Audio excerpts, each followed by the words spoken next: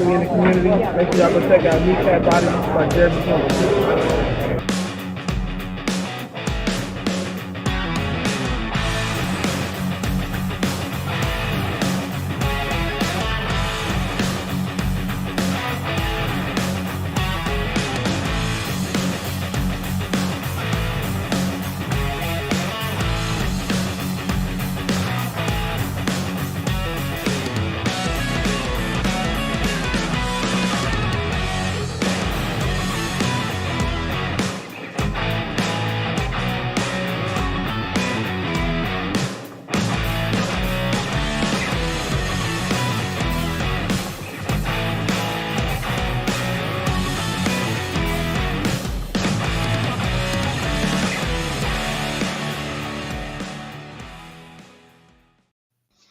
All right, it is Kneecap Biting with the Motor City Lions. I'm your host, Smoking Jeremy B, and I have Kneecap Bill and Keegan in the house.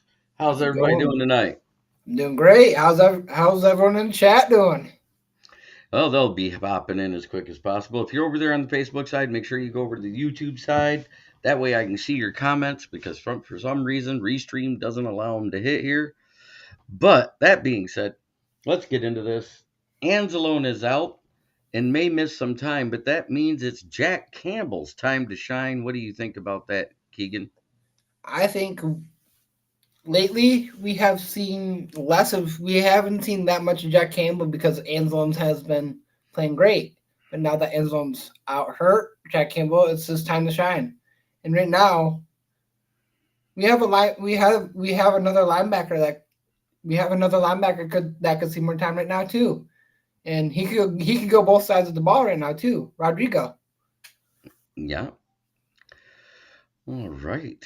Yeah, and I agree. Alex Anzalone, yes, he's going to miss a week to 3 weeks. He wasn't put on the IR, so it's not a 4-week or more stint. But is it concerning? Yes. But at the same time, it's Jack Campbell's time to shine because this is his natural position. Mm-hmm. Brian Three Cushion comes in and says, "Hi, Jeremy." So I think Jack Campbell will probably play better than he has all season because, he hasn't looked horrible, but he hasn't looked good. That's what I can say. He's been all over the field. He's been making tackles. He's made some mistakes in coverage, but he's playing out of position. Yeah. Square pegs, round holes. A rookie's gonna have struggles. And when they're out of position, no struggles may keep coming. Now that he's playing his main position, we're gonna see some Campbell for sure. So with the return of Jonah Jackson to full practice, will the O-line rebound to its former glory? Oh, what do you think? To its form. I'm just happy that all of them are all of our O-line is healthy right now. We need our O-line healthy with this run game that we have right now. Amen. All right. No major injuries to report. The only thing that I saw, the only other guy that missed any time this week was Ragnow due to rest. It wasn't due to injury. So that is very, very good. And Rodney Fouch says, see how he does in his natural spot. I'm rooting for the young man. We all are. I mean, anybody that says they're not rooting for the Lions is either A, one of our division rivals, or B, a hater. Nobody wants to see us fail. I haven't even heard that out of ESPN guys. They still think this is our division to lose right now. But it's a little closer than we'd like it to be. Yeah. Especially with the Vikes getting Justin Jefferson back soon, and they're going to be on the rise, trying to catch up to us. Without Cousins and Josh Dobbs and Jaron Hall, you don't know what you're going to have with those guys. Yeah, but with Justin Jefferson back, that's they still got to get him the ball. Yes, it's all going to come down to those quarterbacks. Yeah. But we right now are in the driver's seat with a 3.5 game lead over the next closest opponent. So that's a good thing. So Rodrigo's going to play Ironman football. I like it and don't like it at the same time. Rodrigo lost his spotting start as a defensive linebacker because Derek Barnes and everybody else was elevated up and was playing better. He's been playing pretty good at fullback. I kind of don't like this because we did this with Cabinda the first year that he played fullback, where he switched back and forth. And he hasn't been the same ever since. He's been injured every year. And it worries me seeing how he's already had an elbow injury like Cabinda did, that we may see that type of production, and which would boggle the hell out of me. You know what? Why are we moving linebackers to fullbacks when we could easily go out and get a true fullback and that's available right now? Or why don't we just bring up Trevor Nowaske and leave Rodrigo where he's improved? Yes. I mean, because he is on the active roster, why don't they let him play? Exactly. We have these UDFAs on our team and we're not using them. What the heck? I don't get it. We got draft picks we're not using. We're not using Antoine Green. We're not using Broderick Martin.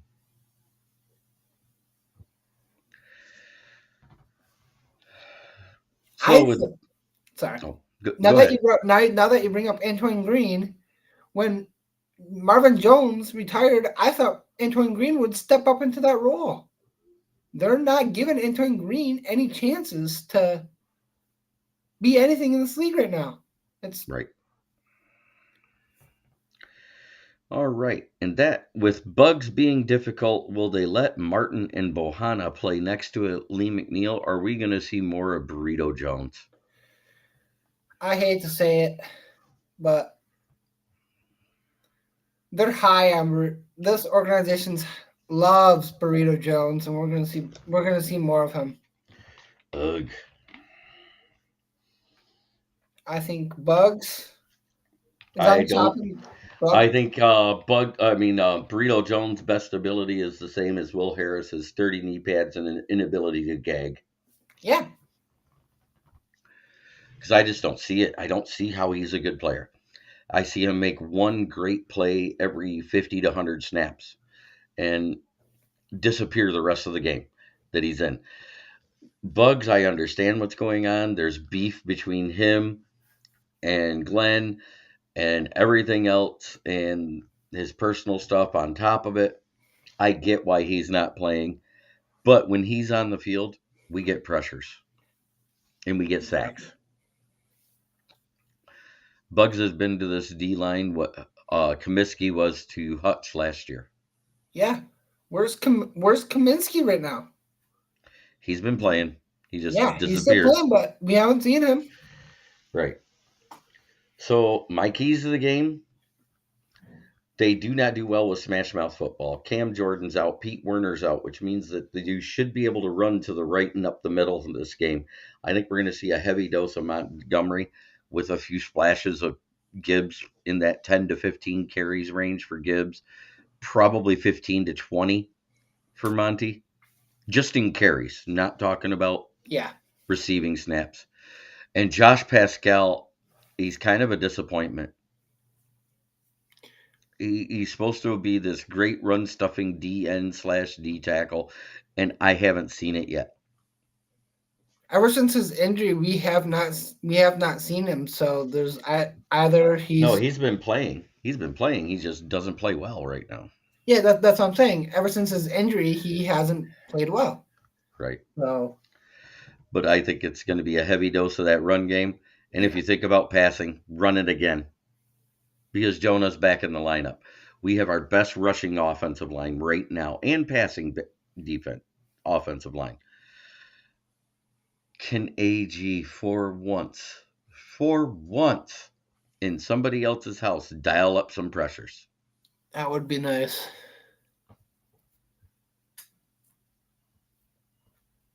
I agree, run game, but when needed to, we're gonna have to pass sometime this game. We're not like, I hate to throw this comparison out there, but we're not Ben Johnson is not Sharon Moore. We're not gonna run 30 times a game.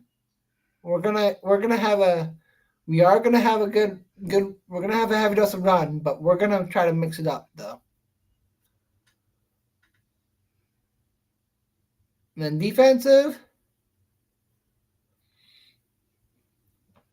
I don't. There's too many holes on the Saints offense that I don't even know what to do on defense right now. I mean, we still haven't heard if Chris Olave is returning from his concussion protocol. So evidently he didn't pass that yet.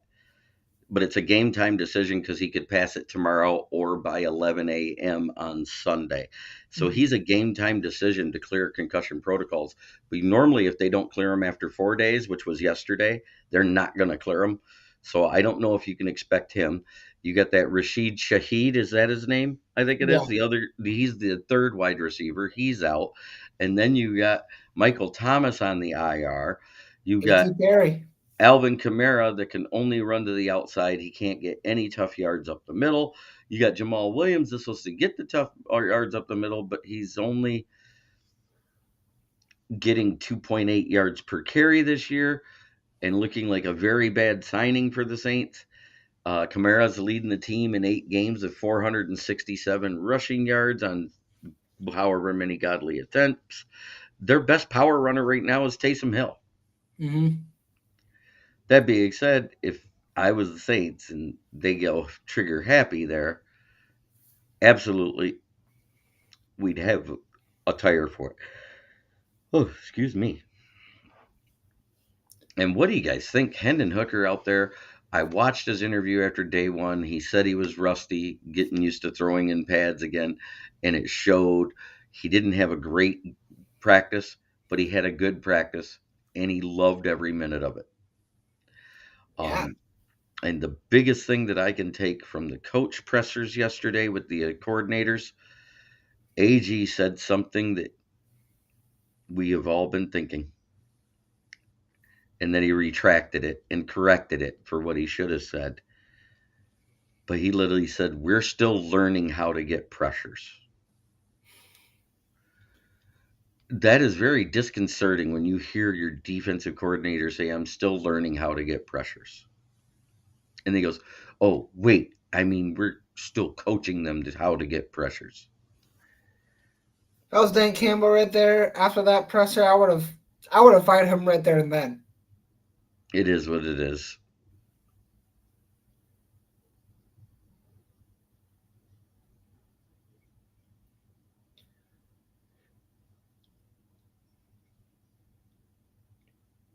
How's it going, Crazy Ken?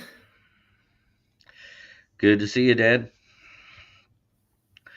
I hope they get rid of a lot of that dead weight on both sides of the line, guys. Absolutely. Sorsdahl had moments where he looked great and moments where he looked bad, but he's a rookie. That's to be expected. Awasika, I don't know what's going on with him, but he doesn't look nowhere near as good as when he came on. What was it, last year we got him as a UDFA, right? Yeah. So I still think the Lions win this game. I think they're going to win it pretty handedly. If everything goes right, I see a 31-20 victory. What do you see if everything goes right, Keegan? If everything if everything goes right, I honestly, my score prediction kind of revolves on if Olave plays. If Olave plays, well, I'm saying if everything goes right, which means Olave doesn't play. Yeah, if he doesn't play, I'm gonna give a 28-14. 28-14. If everything goes wrong, I think it's going to be very close to like we played the Packers, a 31-22 loss. I just feel if everything goes wrong that it could be that. What do you think, Keegan? Everything goes wrong. Defense not playing up to what we need it.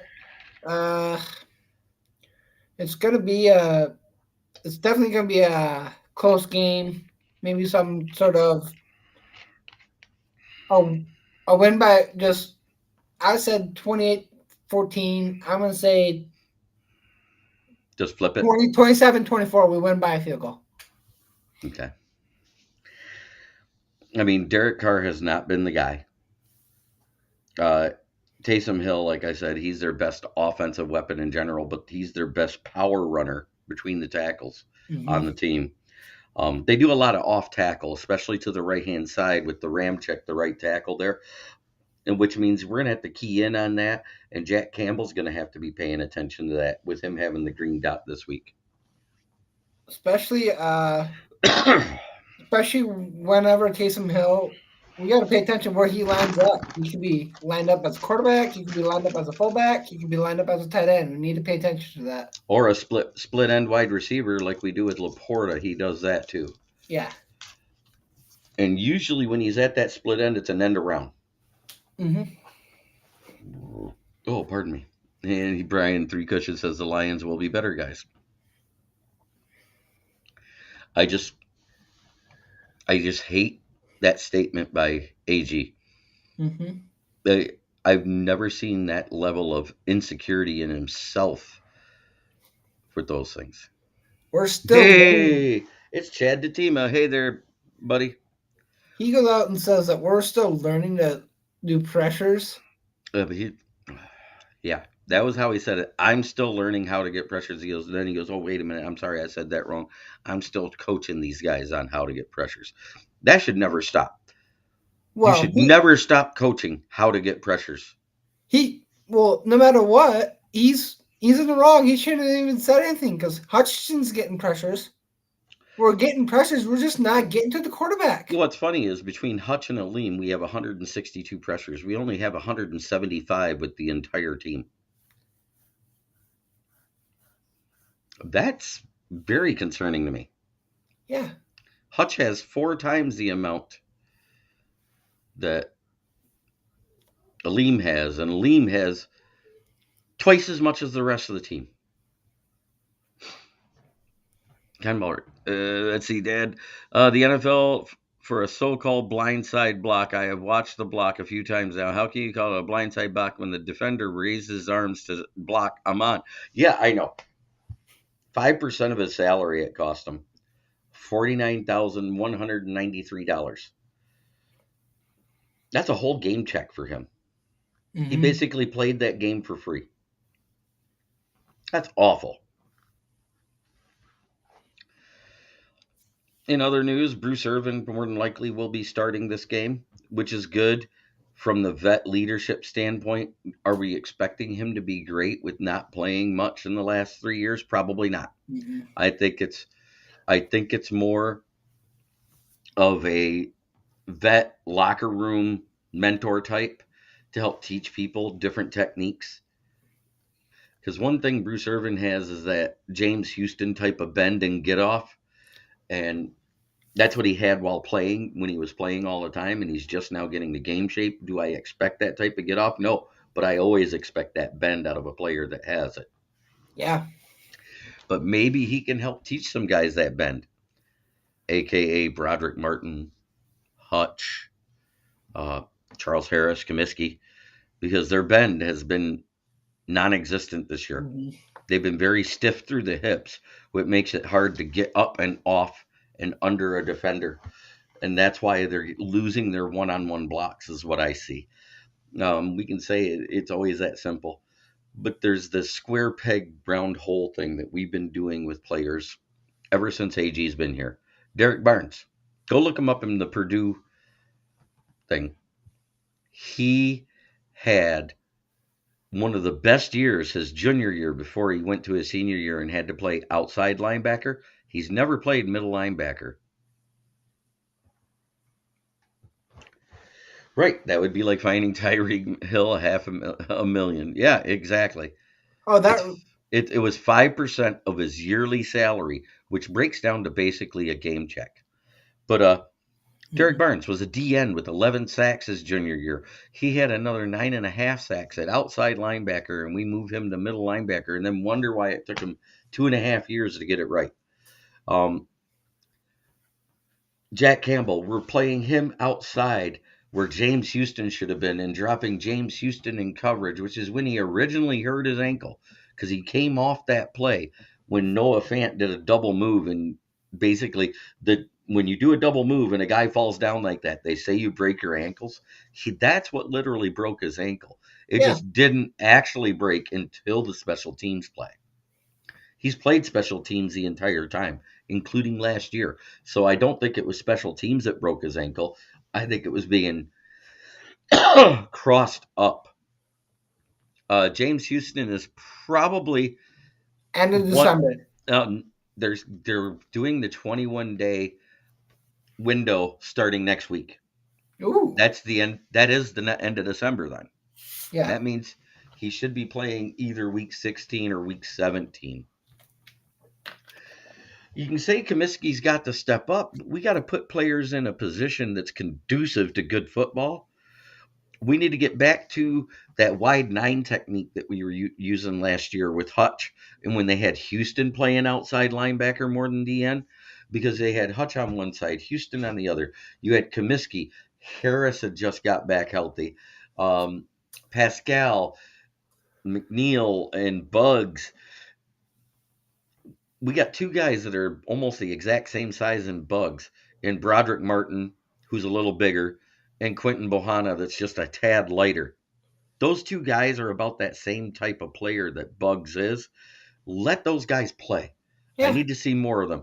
And I still say, for the special teams and defense, call up Trevor Nowaske. You got a 6'4", 238-pound missile that runs a 4.5. You could put him into that James Houston role. Mm-hmm. As long as it's outside linebacker. And he also does good covering tight ends and slot receivers like he did at SVSU. Say what you want. The Gliac has got some good slot receivers and tight ends in it. And he had 4 picks his senior year. He had a total of 8 for his career at SVSU. He had 12 tackles for loss last season. He had an additional 8 sacks. Put that guy in the lineup. Yeah. We need that speed. We need that power. We need that sideline to sideline guy. What he is the outside version of a DeAndre Levy. The way DeAndre Levy played middle linebacker there for us for a couple of years. Yeah. He's that type of guy at outside.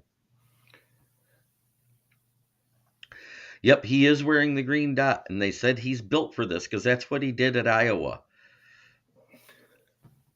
Why did they get away from the wide 9? That is a question you'd have to talk to Aaron Glenn about.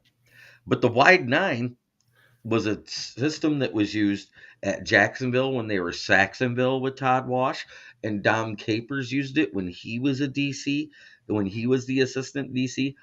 And I think they are the biggest proponents to moving those guys to outside linebacker because their size fit that scheme as an outside linebacker.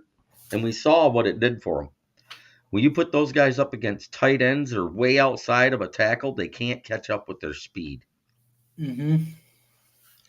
And that's what Hutch basically is. He's a pure speed rusher. He's developing the bull rush. He's developing the spin move. It's developing. It isn't perfect. When he spins to the inside, it's way better than when he spins to the outside. Yeah. And Jim Schwartz used it too, and it was effective. Absolutely. And I want to see more of that. With the way Goff played the last 2 weeks, the game where he really wasn't pressured a lot, the only sack came from Montez Sweat, and it was a free run at him because there was no one there to block him because it was a play action off tackle left. Everybody pulled to the left, and Montez Sweat just read it. Mm-hmm. Goff had no time to throw that ball, so you can't call that a Goff sack or holding on to the ball too long sack. He shot through there like a missile and just laid him out. But at the same time, we had a guy get free like that and hit Fields the same game and got a roughing the passer. So, yeah. A lot of defenses, you can have your base defense, but you run other formations. Yeah. Yeah, Rodney Fauch, I'm in the same boat. I don't know what it is with AG. I'm praying he gets a head coaching job next year. And we move on. And if Ben Johnson goes, do you think Goff will be the guy with the next one? Or do you think they're going to go out and get somebody that's going to be more towards the athletic quarterback? And I don't want to say running quarterback because Hendon Hooker's not a running quarterback. He's a quarterback that can run. There's a big difference. I don't. Hey, Patty Grimes, how you doing tonight? I don't see us going for an athletic quarterback. I think we're going to stick with what we have. But see, with what just happened, there's no way they're giving Goff that bag. Yeah, unless if he can. And it already broke down twice. You know, they've talked to him twice. If people say there's currently talks right now, I've heard no such thing. Yeah.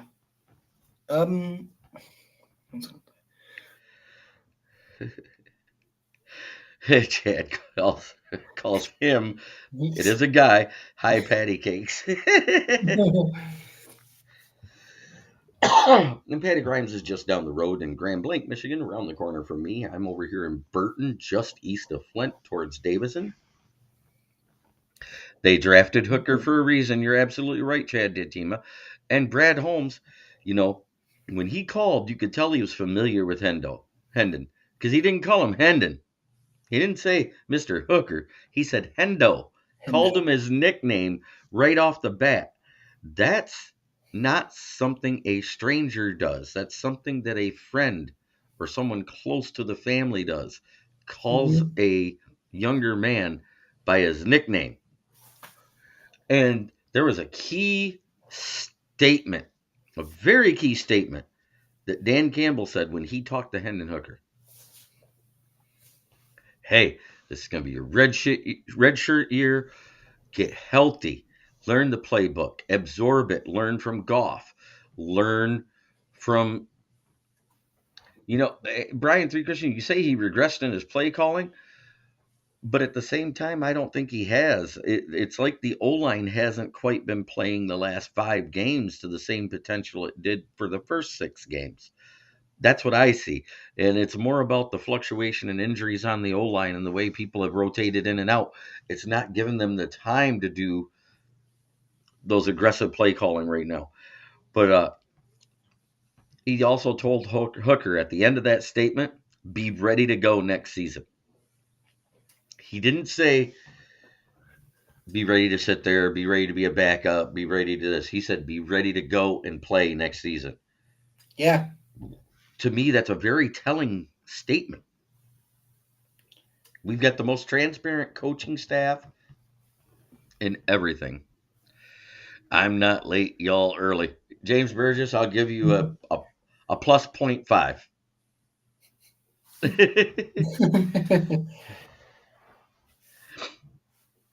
Brad Holmes, when he started scouting Hendon Hooker, Hendon Hooker was in the 8th grade. He's been scouting him for 10 years. Remember, he was in college for a total of 7 years. That's why he's 25. It wasn't because he failed. It wasn't because of this. He was a redshirt freshman at Virginia Tech, right? Isn't that where he went, Virginia Tech? I would have to look, but I'm not 100% sure. Yeah, I'm pretty sure it was Virginia Tech. Then he started playing, and they had no O-line. They had no weapons. They had nothing there. He was running for his life and played like it. Mm-hmm. He goes to Tennessee. They had their quarterback to start that season. He also had to sit a year in the transfer portal because that was the year before the whole, if you transferred, you got to play the same year. So there's another year. There's 2 years of ineligibility there. And he didn't really get to play that first season he was eligible to play because they had a quarterback that was in their senior year, but he got hurt. I think it was 4 or 5 games into the season when he took over.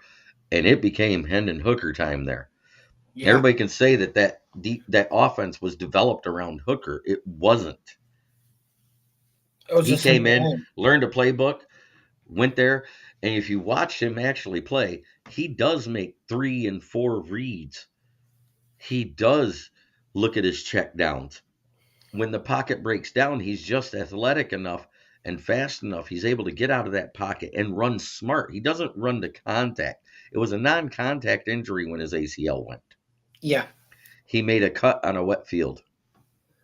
I saw that play. He It's like he stepped up in the pocket and his leg just kind of gave out.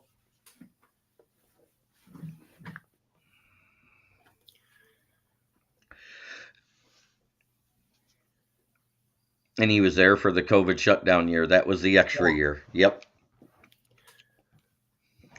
And personal opinion on Hooker, regardless of how, I want to see a Sunday game. If we get a spot where our playoff position does not matter because it's fixed, I would love to see what we have.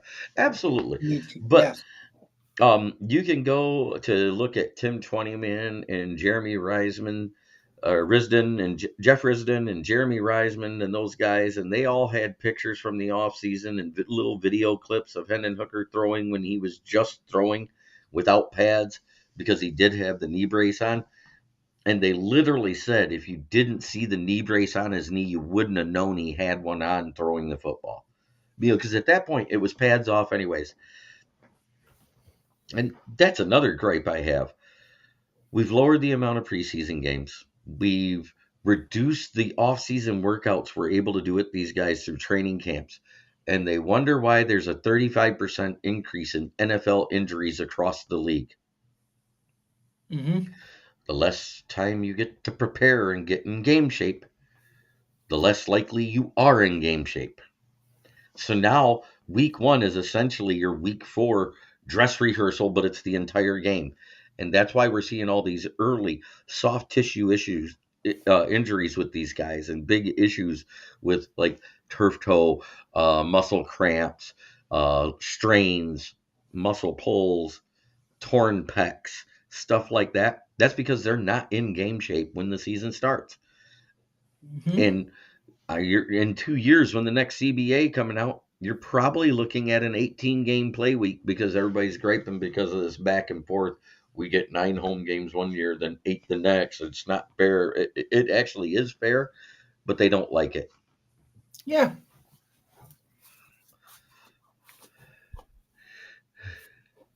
What do you think of me, hookers? All I know is I'm looking forward to watching the football we've gotten used to out of the last 11 weeks. We're used to winning. Mm-hmm. I want to see more of that. I want to see more winning football. I can care less if it's a point or if it's double digits or a blowout. I want to see winning. I'm tired of seeing this Packers game brought out all the same old Lions fans. It's been kind of awful. Yes, Jared had a bad game. Yes, the Oline couldn't protect. Let me see. If it was Colin Kaepernick back there, it wouldn't have made a difference. It seemed like the Packers game, our players are tired. I think we had like a. That was 14. Our third. Hooker has a bigger arm. I think that's given. Also, a friend of mine is a doc in DC. It's partial muscle mass increase while cartilage, tendons, ligaments don't mess up. I want to see more winning with Hooker. Hey, that's what I'm saying. If you look, when he went to a roster that was built a lot more professional style than people want to realize. Good O-line. 2 tall, fast wide receivers, 1 crafty slot receiver, and a good tight end that can block. An O-line that makes holes for the run game. They had a decent run game. They didn't need Hooker to run, but if he had to run, he could, and he did it very effectively. In 8 games, anybody who throws for 37 touchdowns, 2 picks, and rushes for 10 more touchdowns, they must be pretty good at what they were doing. Mm-hmm. Then his injury came, and Holmes saw what he did, and that's why he took him. He was stealing the 3rd round. No. If he goes out and he's our starter next year and he wins 10 games or more, he's the steal of the draft. Yeah.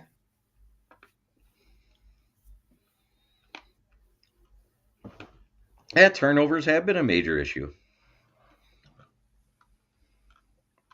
I like Goff more than most. Not Pike level, but close. But he has trade value. What do you all think that is? I think it's probably a 1st and a 3rd. I don't think it's 2 firsts like we got for Stafford. unless we're trying to take on an albatross contract of another player. Yeah. Because that's why we got that. Goff was like at that time the second or third highest quarterback paid in the league, and he immediately restructured to clear space. Think about that. The only reason why we have Goff next year Because he restructured. is because he restructured twice. And that's what made it so it's a $35 million cap hit with absolutely no dead cap next year. It almost makes sense. The draft is in Detroit. Mm-hmm. 1-3 is about where I am as well. Maybe 1-2 for the right team. Yeah, I mean, if it's one of those teams that are a borderline playoff team and they're picking in the middle picks, like somewhere between 12 and 22.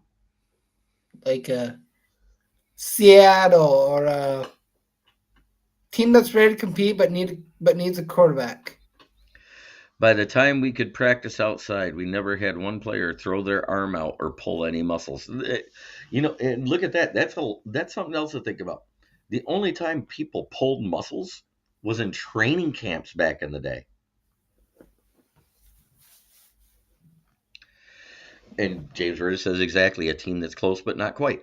Where they're good enough to not be a bottom feeder, but they're not good enough to have an elite quarterback. There's a team that's going to have a top 10 pick, and I'll be happy with the first and a third from them, especially if they take Ben Johnson as rumored. It's the Patriots. We'd be picking in the top 3 at this point. That gives you a shot at Marvin Harrison Jr. That, or we go get our tackle replacement from Taylor Decker. No, I don't know if we'd go that high, because you can find good value in tackles and guards in the second and third rounds. This is a deeper offensive lineman draft than a lot of people think. And heck, after what just happened to him in that game versus Ohio State, Zach Zenner could end up a UDFA signing. Yeah, I wanted him to be like a second or third round pick for us. I was thinking late second, early third, mid third, in that area is where he would be picked. I wanted him. He came out and said he was all about that villain mentality, and that showed me that we could easily go get him if we wanted to. But it's really the middling team that it would probably make. If Belichick stays, he won't want a rookie. No, Belichick's already going to be out. Kraft has done interviews saying he's done with Bill Belichick. This is the last year of his contract. So Belichick's probably out. Belichick is probably the favorite to go all the way to the West Coast to San Diego, in my opinion. What about that silent deal that he made?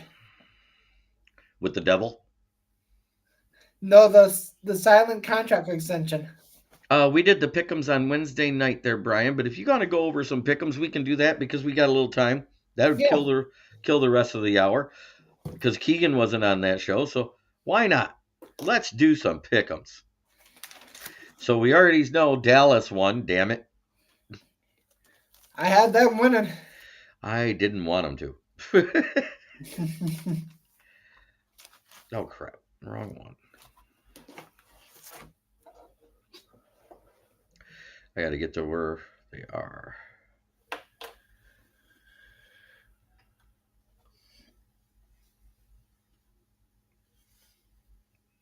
I have the lineup right here. I got it now. All right. Okay. Indianapolis at Tennessee. Who do you guys got? Indy versus Tennessee. Mm-hmm. I took the Titans. You took the Titans? I took the Colts. Minshew Mania. The Titans are bad.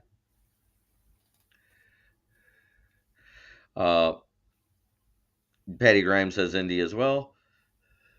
Tennessee because shitty games have shitty outcomes. Oh, and the toilet bowl of the week. You have the 4-win LA Chargers versus the 2-win New England Patriots.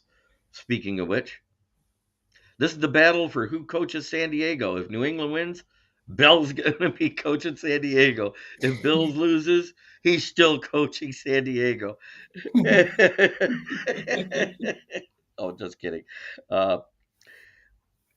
We got the Atlanta Fail Cants versus the New York Jets. I took the Jets. I took the Jets too because that defense is scary good. Yeah. And they cause a lot of turnovers. In that last game, I took the Chargers, but if they lose to the Patriots, Staley is out. Right. Yeah, I took the Chargers in that game. New England is like straight booty juice. I have a feeling they're going to make the mistake and pick up Caleb Williams. All right, we got the Arizona Cardinals, led by I don't open the playbook after Modern Warfare releases Murray, versus Kenny Pickett and Flickett. Who you got? I took Flickett. I took Steelers. I took Pickett and Flickett too. I think Harris has been getting touchdowns right now, so he's going to run all over that defense. Right. The Pampers at Tampa. What'd she say? Arizona. She took Arizona. Wow. You're as bold as Arizona was for trading away Josh Dobbs. All right. Carolina Panthers at 1 and forever versus Tampa Bay. Who you got, Keegan? Do I have to ask? I took the Panthers. Hello, McFly. Is there anybody home? I'm taking Tampa Bay. They're at home. They're playing with house money. I took the Panthers because I think this is I think Tampa Bay is going to be Tampa is and Dad says it best. Tampon Bay. Right. I'm backtracking now, so I gotta take I'm backtracking, and things are going my way. Tampa Bay. I mean, yes, they got an interim head coach, but they still have a dog shit Oline. Yeah. Which makes a rookie QB look awful. I'm not going to put it all on Bryce Young, even though he can barely see over the back of the center when he's bent over. He's the size of an Oompa Loompa. Miami in the boat race versus Washington. If I was going to bet a game, this is the game. I'm taking Miami. I'm teasing this thing to 30 points. They might put up 100 burger. The Washington Commanders are so bad. We saw at the beginning of the season, Miami put a 70 on the Broncos. So I wouldn't expect the same thing as the Commanders right now. Denver at Houston. I took Houston. I took Houston too. I know Denver's been playing good and they're on a win streaks, but win streaks have to end. I'm so glad I have Tua and Tyreek this week in fantasy football. Yeah, you should be. That's almost criminal. Yeah.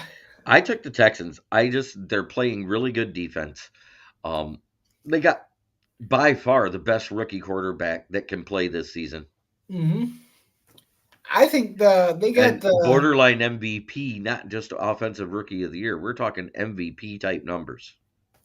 Yeah, well, he's a good quarterback, and he's also I think he got the best receiver in this draft too. He got Tank Dell. Tank Dell has been showing out.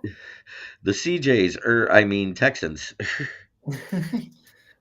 All right, Cleveland at the LA Scams.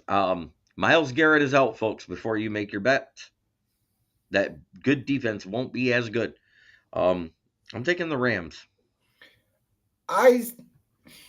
Some reason I went with Browns because I thought, well, when I did these predictions, I thought Garrett was playing. Yeah, James Earl says I'll take LA Rams. Now we got the city by the bay heading to Philadelphia to face off against the Eagles, and the Eagles are getting points, people. Yeah, Flacco is starting for the Browns. I got Eagles this game too. I don't have Eagles. You don't? You have Niners? I got the Niners winning this game. They're the healthiest they've been all season. Philly's been floundering on defense and allowing teams to score points. If they let this team score points, they're in trouble. They have Yeah, a defense that can stop them. Uh, but they have an offense that can hang. oh, look at this. We got Kansas City going to play against FTP. Hey, I'm gonna say what I said on the other show. I'm gonna say I kind of hope the Pack come out on strong, so then the Queefs can just take their dreams away and just destroy them after that. Right. So Kansas City at Green Bay with the FTP. That's right. No, it's not the Florists. It's fuck the Packers. Niners, I say, willkommen Sie bitte. Yes. Jawohl, Kommandant. Smoking Dad says Chiefs. Rodney Felch says Chiefs. I think the Packers could win this game just because the wide receivers, other than Rasheed Rice, can't catch a cold in Wuhan, China for Kansas City. So I don't put all that blame on Pat Mahomes. KC destroys Tom Grassi's hopes. Hey, give them their 7th loss. And then let one of those, after they get boat raced and Jordan Love gets the snot beat out of him by Chris Jones, Nick Bolton and company, let him fall apart for 3 games like he did after we got to him. This Monday Night Football game is the Cincinnati Burless Bengals versus the Jacksonville Jaguars in Jacksonville. Who you got, Keegan? I took Jags. I took the Jags too.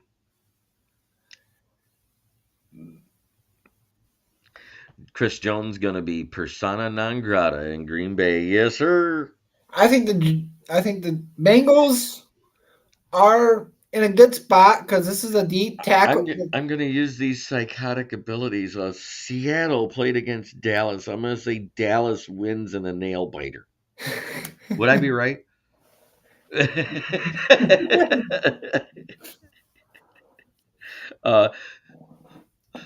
Last but not least, we got Detroit at New Orleans. Are you taking the Saints there, Keegan? Nope, I'm taking Detroit here. Okay, I'm taking Detroit too. I was just checking. I just wanted to check. I think this has to be a comeback game for our defense. If not, we are gonna. They don't have a good interior O-line, which is why Jeremy, you channeled.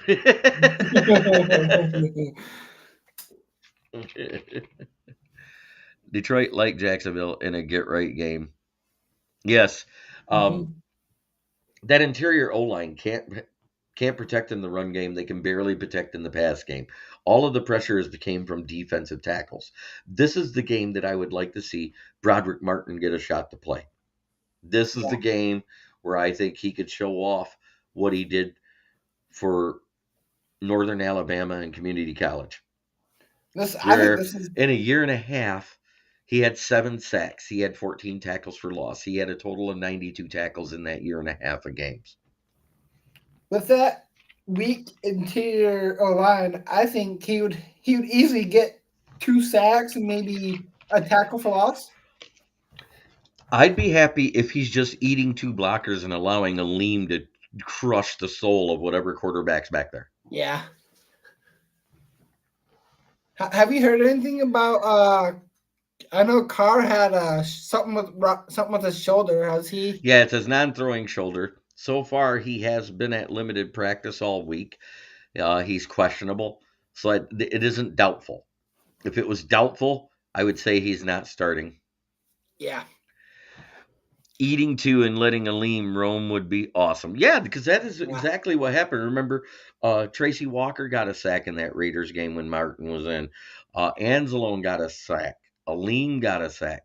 Everyone got a sack. Didn't even Hutch get a sack at one point? Ooh. Rodney Felch says, who would be a good DC next year, Jeremy? I would want to poach the head coach of the Birmingham Stallions from the XFL, Mike Singletary. No. Yeah. Give me a guy that gets the most out of linebackers and D linemen like he did with that defense that he built that Jim Harbaugh got that allowed them to get to a Super Bowl. Mm-hmm. And if it wasn't for that blackout, the Ravens wouldn't have won. Now that he brought that up, what in-house guy would you like as defensive In-house, coordinator? I just don't think there's a guy in-house that's quite ready to step up. I don't want to go with somebody. He's coaching again. Yes, he's been coaching in the XFL. Enjoy, everyone. Time for this old coot to drink my warm milk and head to bed. All right, Smoking Dad, you have a great evening. I'm glad you were able to hop in. Thank you to everybody in the chat. Singletary, isn't he wanted for killing Hipple's brain? And Eric Kramer's too. But anyways, I want to say thank you to Keegan for showing up. Dom and everybody. I don't know why they're MIA, but you know what? It is what it is. I love doing this. I'm going to do this on the nights I do it. Everybody knows what nights I do it. If they want to show up, they can show up. If they don't, they don't. It will not stop me from doing my shows. Yeah. Might be some changes after the first of the year. I might be joining a network. So there might be some big changes. There might be some new stuff going on that no one knows. New and improved. And there he is, Maniac Tim. How you doing, Tim? What's up, Go Lions? I'm just wrapping up my show. I know you're getting ready to go live soon there, Tim, and maybe I'll join you. Hatter's House, Go Lions. Patty Grimes, get a Goff jersey. Nope, I already got my Hooker jersey because I have the feeling he's the future. Yeah. Just a gut feeling. Just that third round pick just makes you think. No, it had nothing to do with the third round pick. It had to do with where he would have been if he wasn't hurt. Yeah. And I think he'd have been the first pick overall. We might have seen. How crazy is that? How different would that look? You'd have had Hooker go 1. CJ Stroud probably still would have went 2 to the Texans because that was their guy. Mm-hmm. But at 3, the Cardinals still would have traded back. If you think about it, because they wanted Paris Johnson, but they didn't want to take him at 3. So they still would have traded back. At 4, Indianapolis, they might have went Bryce Young instead of Anthony Richardson. That would be the. But they have a better O-line. Yeah. That might have been a better fit Mm-hmm. for everybody. But Hendon Hooker, with that O-line, Whew. he might be injured right now. Yeah. That's just something to think about, Emil. But if all the could have beens would have been, there'd be no such thing as a should have been, right? Yeah. You can put your head up a bull's ass to take a look at a T-bone, but I'd rather just take the butcher's word for it. That being said, I want to give a shout out to my sponsor, which is Gloss Negron. Does amazing work. If you need tinting done and you're here in Michigan and you want to go up there towards the Saginaw Bay City, Midland area, he is in Saginaw, voted the #1 window tinter in Saginaw. Give him a call, make an appointment, 989-443-9240. He has great work, and I love being the fact that I can show it. I was there when he did that car, because that's where I used to work. That's A1 Tire. And then there was this one, the Maserati, which that's at his new shop there in Saginaw where he works. Quick ask, worst take on NO game? I think we got him where we want him. Yeah, I think we do too. But at the same time, we thought we had the Packers where we want them with all their injuries. So I kind of am a little hesitant. We thought we had the Bears where we wanted them, and they somehow managed to. We won that game, so I don't care. That's done. Yeah. I care less if it's 2 points or it's 40. I've said it before. Yeah. A win's a win. In the stat column, it doesn't show the point differential until you go to the end. I'm talking about the win column. That's the only one that matters. Let's get W's. Let's go Lions. 4 down the field, everybody. Thank you for watching. Try every day to be a better person than you were the day before. It's the only way to make the world a better place. And if we win, we get Victory Song Monday as usual. Yeah. We got to do this ourselves. Bad boys, RWs, etc. Absolutely. Have a great weekend, everybody. Let's go Lions. Let's go get this win.